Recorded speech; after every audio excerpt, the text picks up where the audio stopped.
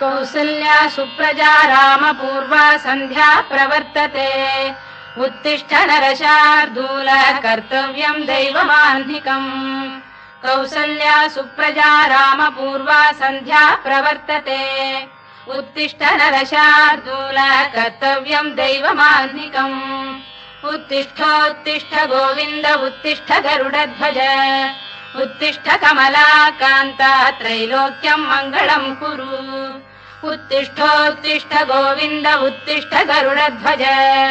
उत्तिष्ठ कमलाकान्ता त्रैलोक्यम् मङ्गलम् कुरु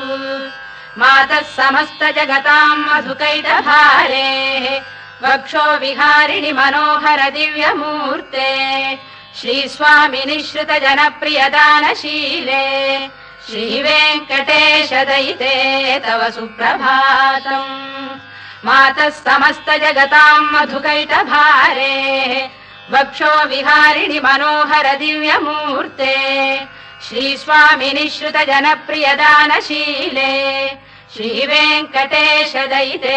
तव सुप्रभातम् तव सुप्रभातमरविन्दलोचने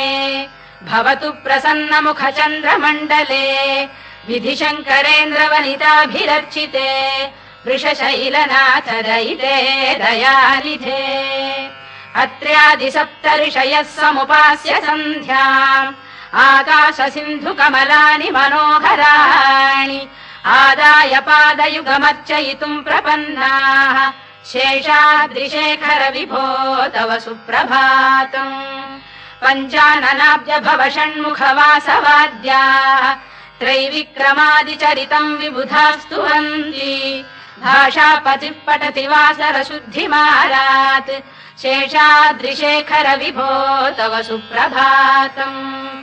ईषत् प्रफुल्ल सरसीरुहनारिकेल पूगद्रुमादिसु मनोहर पालिकानाम् आवाति मन्दमनिलः सह दिव्यगन्धैः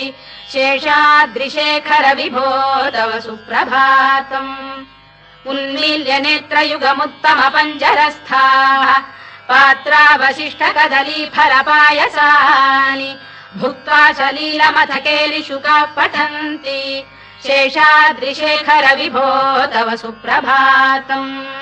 तन्त्री प्रगर्ष मधुरस्वनया विपञ्च गायत्यनन्दचरितम् तव नारदोऽपि भाषा समग्रमसहृत्करचार रम्यम्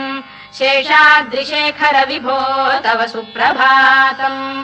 भृङ्गावळी च मकरन्दरसानुविद्ध झङ्कार गीत निनदैः सह सेवनाय गिर्यात्युपान्त सरसी कमलोदरेभ्यः शेषाद्रिशेखर विभो तव सुप्रभातम् योषा गणेन वरदध्नि विमथ्यमाने घोषालयेषु दधिमन्थन तीव्र घोषाः रोषात् कलिम् विदधते ककुभश्च कुम्भाः शेषाद्रिशेखर विभो तव सुप्रभातम् पद्मेश मित्र शतपत्र गतालिवर्गाः हर्तुम् श्रियम् कुवलयस्य निजाङ्गलक्ष्म्या भेरी निनादमिव बिभ्रति तीव्रनादम् शेषाद्रिशेखर विभो तव सुप्रभातम् श्रीमन्नभीष्टवरदाखिल लोकबन्धो श्री श्रीनिवास जगदेक दयैक सिन्धो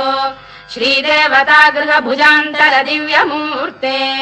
श्रीवेङ्कटाचलपते तव सुप्रभातम्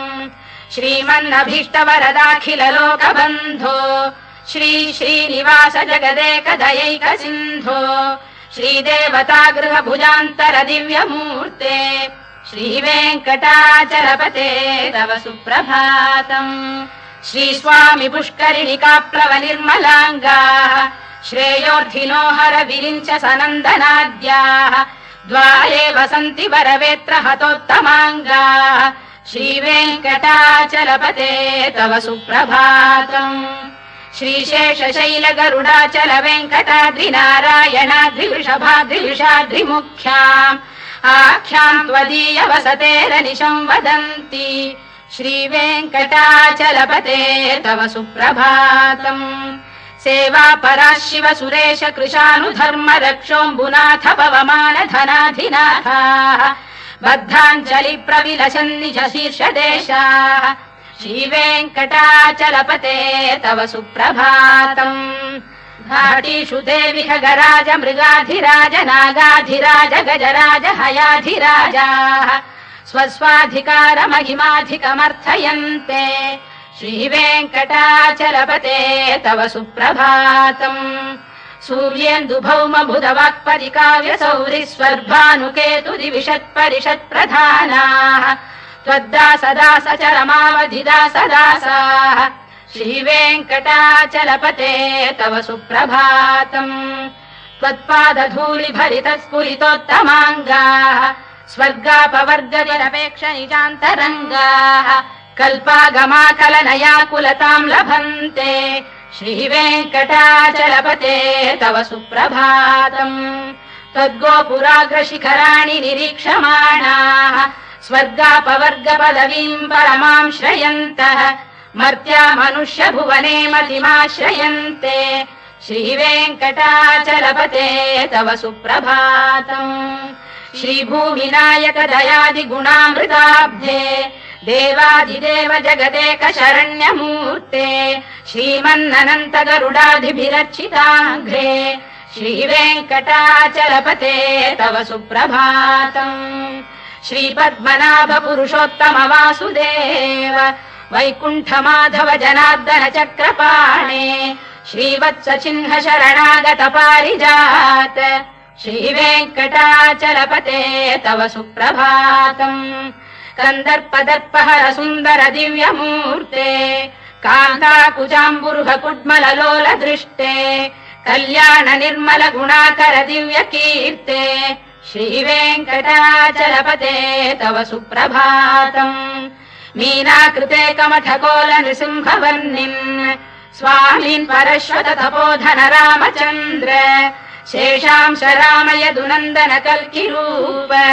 श्रीवेङ्कटाचलपते तव सुप्रभातम् लीलालवङ्ग घनसार सुगन्धितीर्थम् दिव्यम् वियस्सरिति हेम घटेषु पूर्णम् धृत्वाद्य वैदिक शिखामणयः प्रहृष्टाः तिष्ठन्ति वेङ्कटपते तव सुप्रभातम् भास्वानुदेति विगचानि सरोरुहाणि सम्पूरयन्ति निनदैः कगुभो विहङ्गाः श्रीवैष्णवाः सततमर्थितमङ्गलास्ते धामाश्रयन्ति तव वेङ्कट सुप्रभातम् ब्रह्मादयः सुरवराः समहर्षयस्ते सन्तः सनन्दन मुखास्तव योगिवर्याः धामान्तिके तव हि मङ्गलवस्तु हस्ताः श्रीवेङ्कटाचलपते तव सुप्रभातम् लक्ष्मी निवास निरवद्य गुणैक सिन्धो संसार सागर समुत्तरणैक सेतो वेदान्त वेद्य निज वैभव भक्त भोग्य श्रीवेङ्कटाचलपते तव सुप्रभातम् लक्ष्मी निवास निरवद्य गुणैक सिन्धो संसार सागर समुत्तरणैक सेतो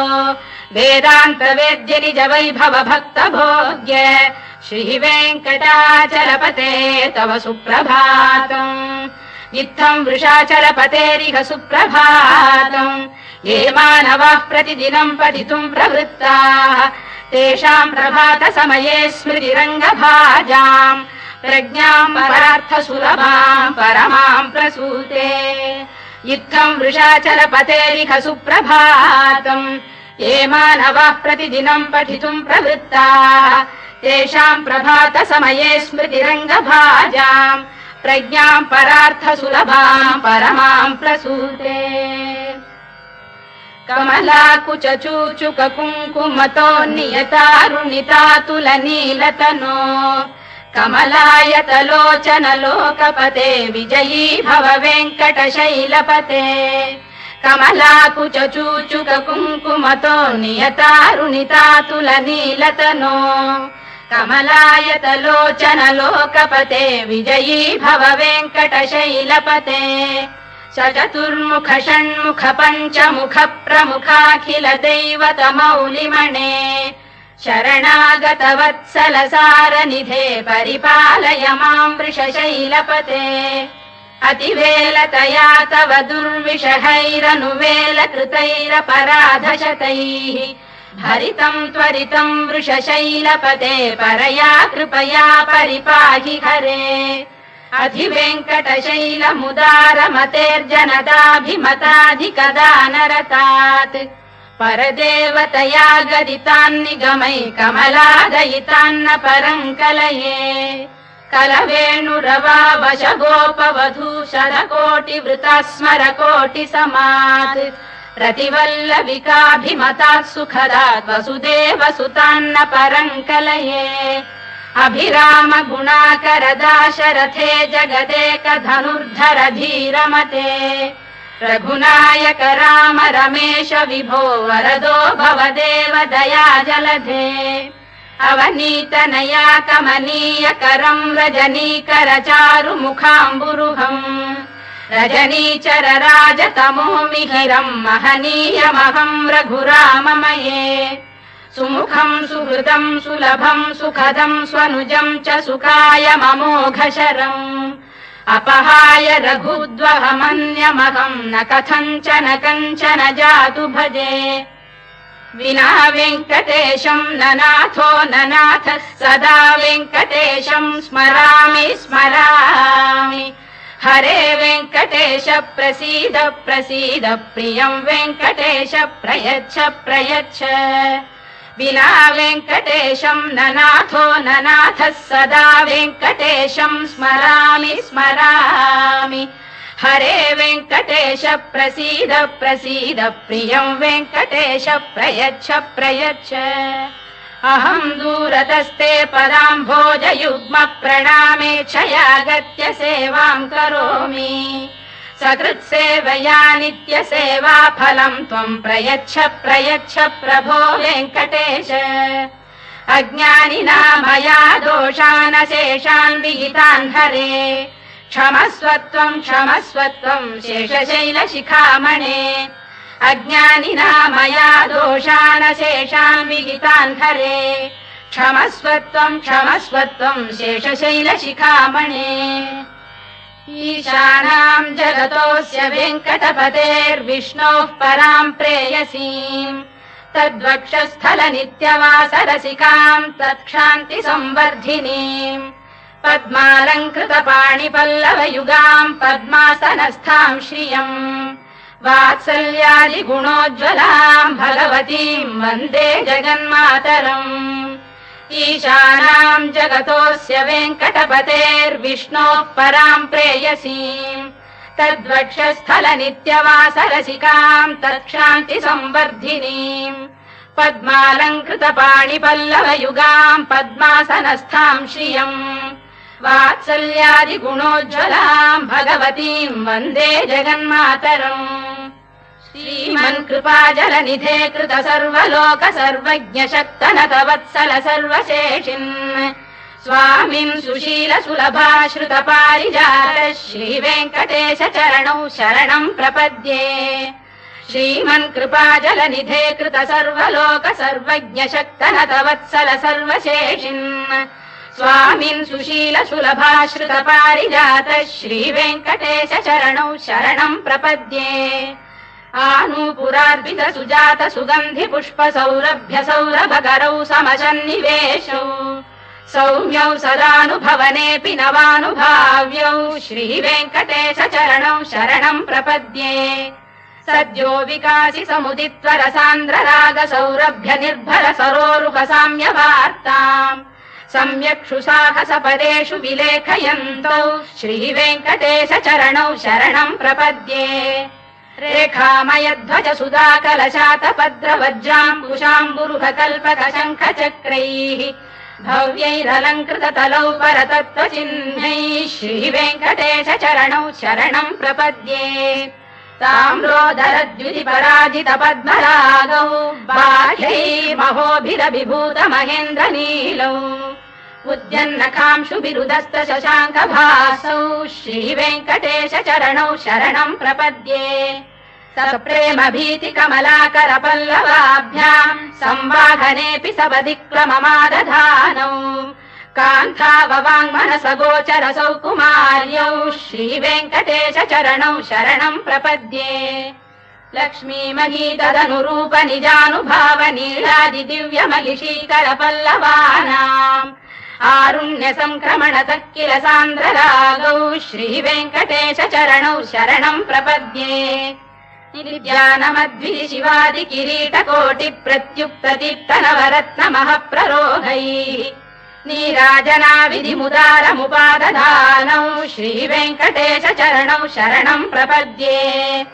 विष्णौ पदे परम इत्युदित प्रशंसौ यौ मध्व उत्स इति भोग्यतयाप्युपातौ भूयस्ततेति तव पाणितल प्रतिष्ठौ श्रीवेङ्कटेश चरणौ शरणं प्रपद्ये पार्थाय तत्सदृश सारथिना त्वयैव यौ दर्शितौ स्वचरणौ शरणं व्रजेति भूयोऽपि मह्यमिहतौ करदर्शितौ ते श्रीवेङ्कटेश चरणौ शरणं प्रपद्ये मन्मूर्धिकालियपणे विकटाटवीषु श्रीवेङ्कटाद्रिशिखरे शिरसि श्रुतीनाम् चित्तेऽप्यनन्य मनसां सममाहितौ ते श्रीवेङ्कटेश चरणौ शरणं प्रपद्ये अम्लानघृष्यदवनीतलकीर्ण पुष्पौ श्रीवेङ्कटाद्रिशिखराभरणायमानौ आनन्दिताखिल मनोनयनौ तवैतौ श्रीवेङ्कटेश चरणौ शरणं प्रपद्ये प्रायः प्रपन्न जनता प्रथमावगाह्यौ मातुस्तनाविव शिशोरमृतायमानौ प्राप्तौ परस्पर तुलामतुलान्तरौ ते श्रीवेङ्कटेश चरणौ शरणं प्रपद्ये सत्त्वोत्तरैः सतत सेव्य पदाम्बुजेन संसारतारकदयार्द्रदृगञ्चलेन सौम्योपयन्तृमुनिना मम दर्शितौ ते श्रीवेङ्कटेश चरणौ शरणं प्रपद्ये सत्त्वोत्तरैः सतत सेव्य पदाम्बुजेन संसारतारकदयार्द्रदृगञ्चलेन सौम्योपयन्तृमुनिना मम दर्शितौ ते श्रीवेङ्कटेश चरणौ शरणं प्रपद्ये श्रीशश्रिया घटिकया त्वदुपाय भावे प्राप्ये त्वयि स्वयमुपेय दया स्फुरन्त्या नित्याश्रिताय निरवद्य गुणाय तुभ्यम् स्यां किङ्करो वृषगिरीश न जातु मह्यम् श्रीशश्रिया घटिकया त्वदुपाय भावे प्राप्ये त्वयि स्वयमुपेय दया स्फुरन्त्या नित्याश्रिताय निरवद्य गुणाय तुभ्यम् स्यां किङ्करो वृषगिरीश न जातु मह्यम् श्रियकान्ताय कल्याणनिधये निधयेऽर्थिनाम् श्रीवेङ्कटनिवासाय श्रीनिवासाय मङ्गलम् श्रियकान्ताय कल्याणनिधये निधयेऽर्थिनाम् श्रीवेङ्कटनिवासाय श्रीनिवासाय मङ्गलम् लक्ष्मी सविभ्रमालोक सुभ्रू विभ्रम चक्षुषे चक्षुषे सर्वलोकानां वेङ्कटेशाय मङ्गलम् श्रीवेङ्कटाद्रिशृङ्गाग्रमङ्गलाभरणाङ्ग्रये मङ्गलानां निवासाय श्रीनिवासाय मङ्गलम् सर्वावयव सौन्दर्य सम्पदा सर्वचेतसाम् सदा सम्मोहनायास्तु वेङ्कटेशाय मङ्गलम् नित्याय निरवध्याय सत्यानन्द चिदात्मने सर्वान्तरात्मने श्रीमद्वेङ्कटेशाय मङ्गलम् स्वतः सर्वविदे सर्वशक्तये सर्वशेषिणे सुलभाय सुशीलाय वेङ्कटेशाय मङ्गलम् परस्मै ब्रह्मणे पूर्णकामाय परमात्मने प्रयुञ्जे परतत्त्वाय वेङ्कटेशाय मङ्गलम् आकालतत्त्वमश्रान्तमात्मनामनुपश्यताम् अतृप्त्यमृतरूपाय वेङ्कटेशाय मङ्गलम् प्रायः स्वचरणौ पुंसाम् शरण्यत्वेन पाणिना कृपयाधिशते श्रीमद्वेङ्कटेशाय मङ्गलम् दयामृततरङ्गिण्यास्तरङ्गैरिव शीतलैः अभाङ्गैः सिञ्चते विश्वम् वेङ्कटेशाय मङ्गलम् श्रद्भूषाम्बरहेतीनाम् सुषमावकमूर्तये सर्वार्तिशमनायास्तु वेङ्कटेशाय मङ्गलम् श्रीवैकुण्ठविरक्ताय स्वामि पुष्करिणीतटे रमया रममाणाय वेङ्कटेशाय मङ्गलम् श्रीवैकुण्ठ विरक्ताय स्वामि पुष्करिणीतटे रमया रममाणाय वेङ्कटेशाय मङ्गलम् श्रीमत्सुन्दरजा मातृमुनिमानसवासिने सर्वलोकनिवासाय श्रीनिवासाय मङ्गलम् मङ्गलाशासनपरैर्मदाचार्य पुरोगमैः सर्वैश्च पूर्वैराचार्यैः सत्कृतायास्तु मङ्गलम्।